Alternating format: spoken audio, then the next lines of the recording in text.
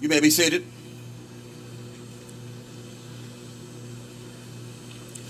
Ladies and gentlemen, graduates, it is my pleasure to introduce our speaker for the combined spring and summer commencement of Alabama A&M University. Our speaker, the Honorable Senator Doug Jones, has spent his life working to make Alabama and this nation a better place. Born in Fairfield in 1954 to a U.S. steel worker and a stay-at-home mom, he grew up in Alabama during a period of great change and played a critical part of helping the state and her people overcome some of its darkest days. His early years forged his values and a sense of responsibility to treat everyone with dignity and respect. From a young age, he was drawn to fighting for what is right. He also found a love for politics and organizing through his volunteer work with campus affairs at the University of Alabama.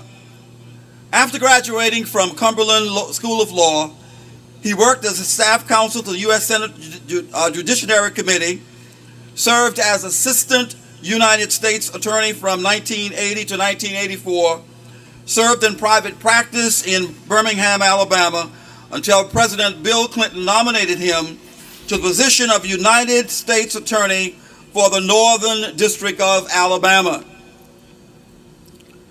He served in that position until 1977 through 2001.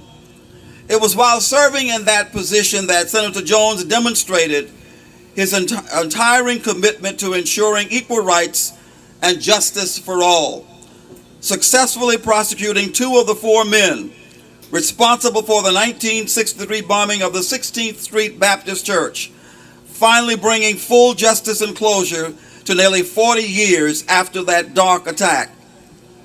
Doug Jones was elected to the United States Senate to represent Alabama in a special election held on December 12, 2017. His election was hailed not only in Alabama and the United States, but received international favorable acceptance. Since his election, he has fought to bring lifelong passion of justice and commitment to service to his role for the United States Senate. He continues to fight to increase access to affordable health care for every Alabamian, to make sure that every child in every zip code has access to high-quality education. In the HBCU community, we are especially appreciative of his yeoman efforts in fighting for increased funding for our institutions. He understands and values the true national treasures that HBCUs represent and want to ensure that we have the support to continue providing quality education in the future. Ladies and gentlemen, graduates, please join me in giving a warm bulldog welcome to the Honorable Senator Doug Jones, a champion for human rights, equal justice, and education, especially HBCUs. Senator Jones.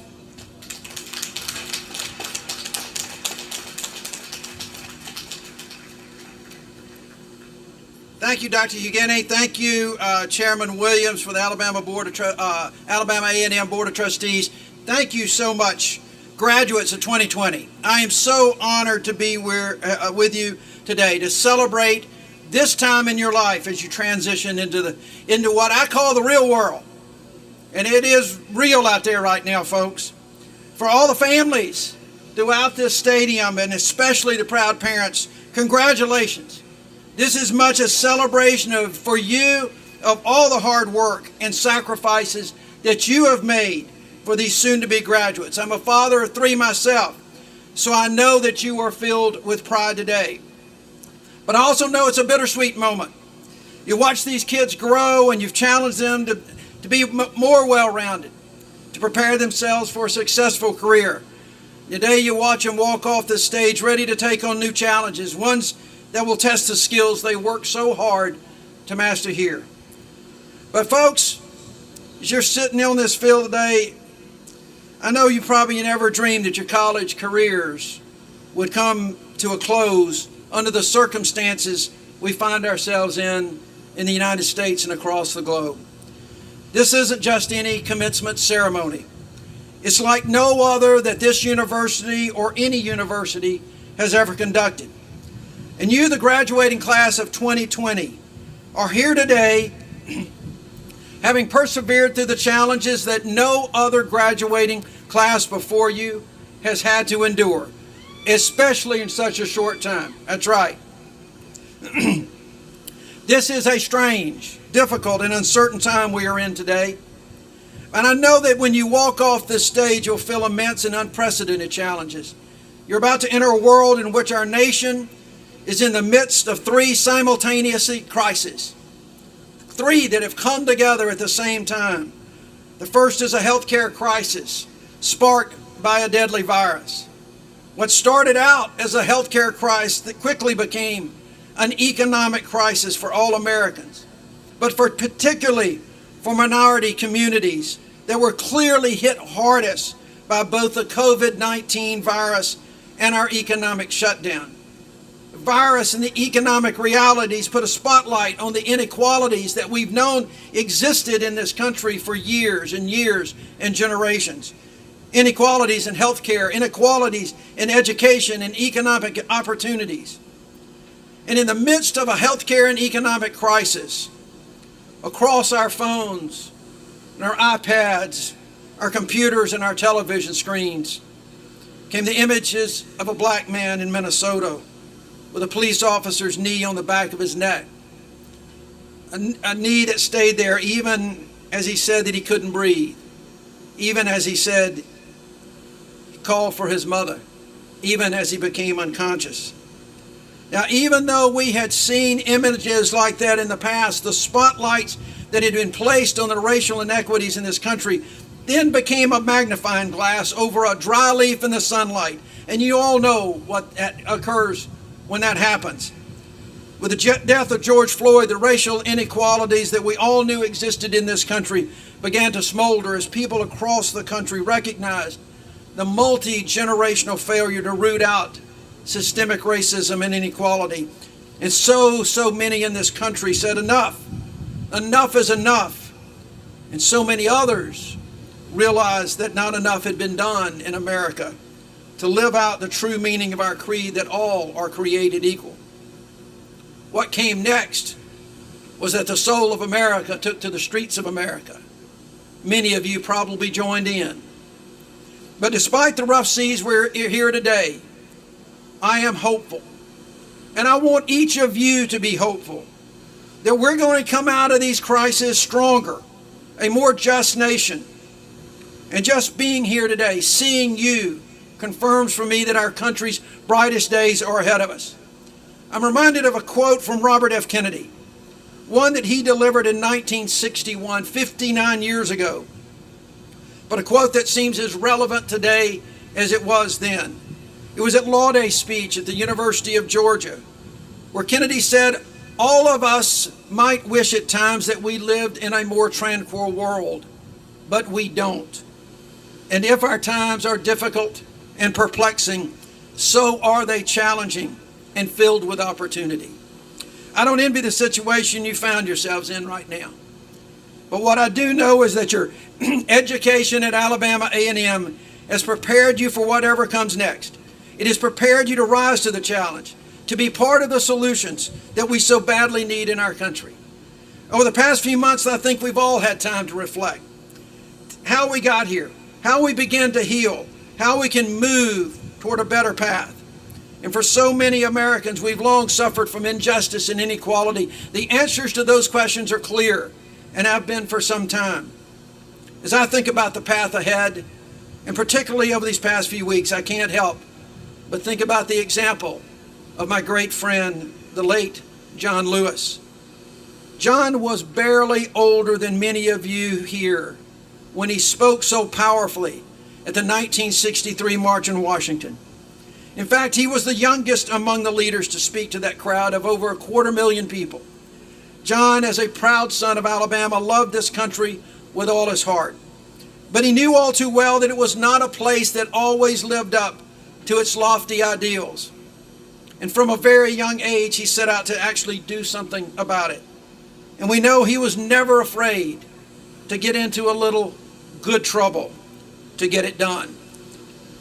He despised the idea that he or anyone else should be patient for change.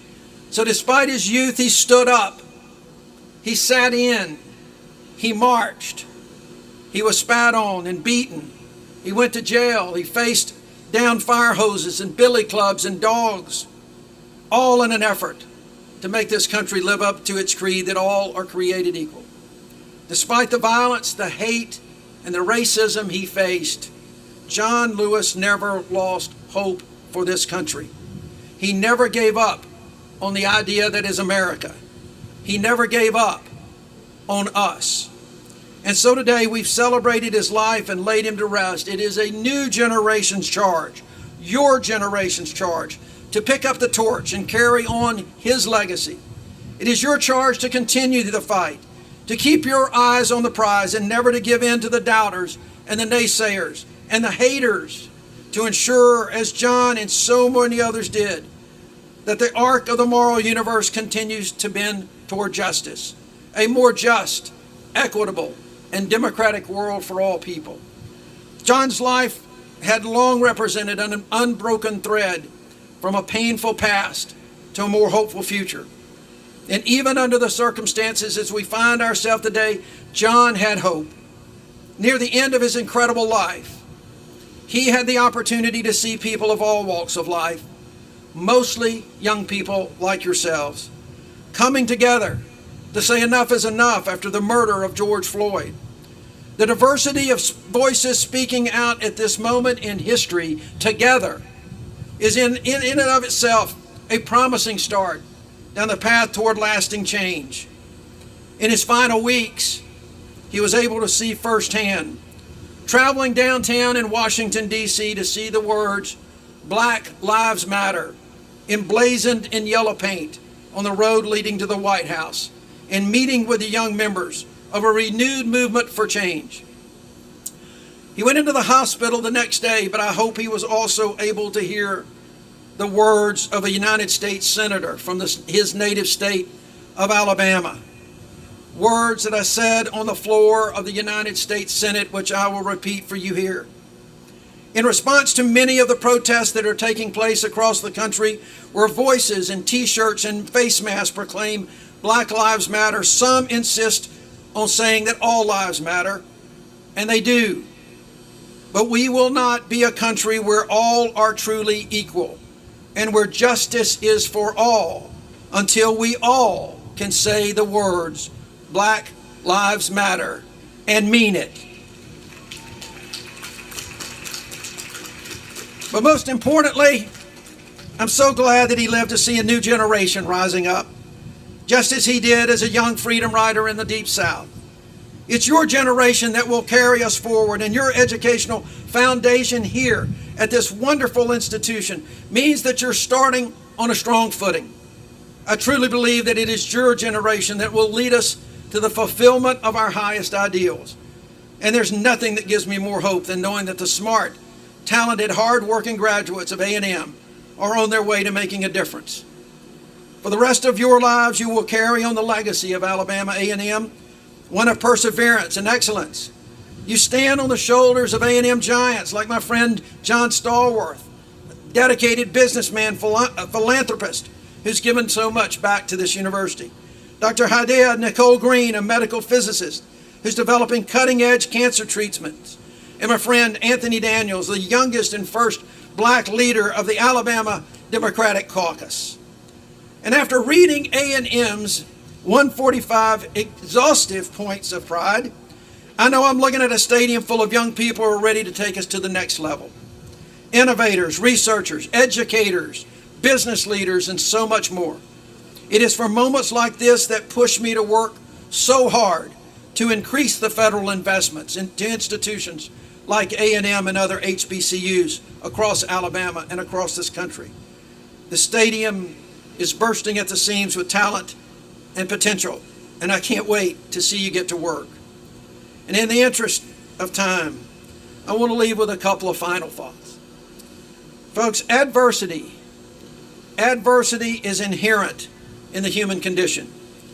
But whether and how we choose to overcome it is what truly defines us as a people, defines us as individuals. And with a degree and all of the opportunity that awaits you, you have additional responsibility. You have a responsibility to use your new platform to help lift up other people. All you have to do is take one look around to see the hundreds of people who have invested in you and your success. They have paid it forward to make sure you can succeed. Now it is your turn to do the same, to stand up for the most vulnerable, to speak out for those who do not have a voice, and to carry the torch for a more just world. As John told us, to answer the highest calling of your heart and stand up for what you truly believe. And don't ever be afraid to get into a little good trouble fighting for a righteous cause. It's a big job, but I know you're ready and the world is waiting. I'll leave you with one final charge that John Lewis gave to you, the young people of America, in a New York Times piece published yesterday at his request on the day of his funeral. It was there he said, "Now it is your turn to let freedom ring. When historians pick up their pens to write the history of the 21st century, let them say that it was your generation who laid down the heavy burdens of hate at last, and that peace finally triumphed over violence, aggression, and war. So I say to you, walk with the wind, brothers and sisters, and let the spirit of peace and the power of everlasting love be your guide." Congratulations, class of 2020. May God bless you, your families, and the entire Alabama A&M community. Thank you so much. I am so honored to be with you. Thank you.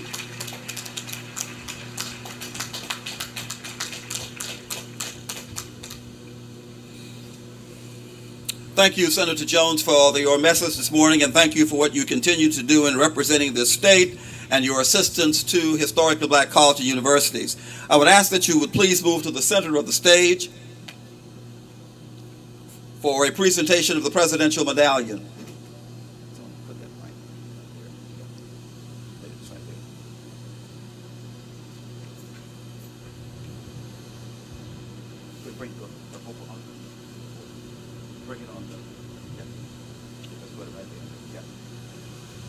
That's good.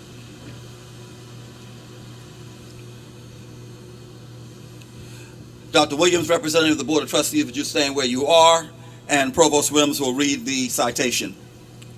This presidential medallion is presented to the Honorable Senator Doug Jones, a devoted husband and father, the quintessential American attorney, proven civil rights advocate, and ardent supporter of higher education in Alabama, for his impassioned service as an attorney and former prosecutor, for his incessant drive to bring justice and closure for families impacted by the historic 1963 Birmingham church bombing, for his distinguished tenure as U.S. Attorney for the Northern District of Alabama from 1997 to 2001, for his vigorous landmark campaign for the United States Senate in 2017, becoming the first Democratic senator since 1997, for his decisive stances on agriculture, internet access,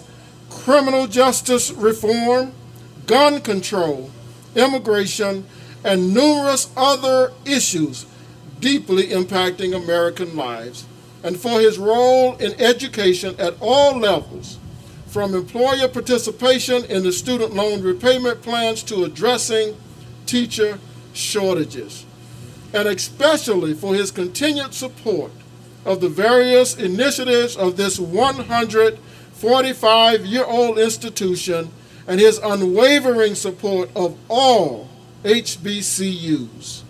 Alabama A&M University hereby expresses its gratitude for his tenacity, lifelong commitment to a better Alabama, and demonstrated commitment to American higher education.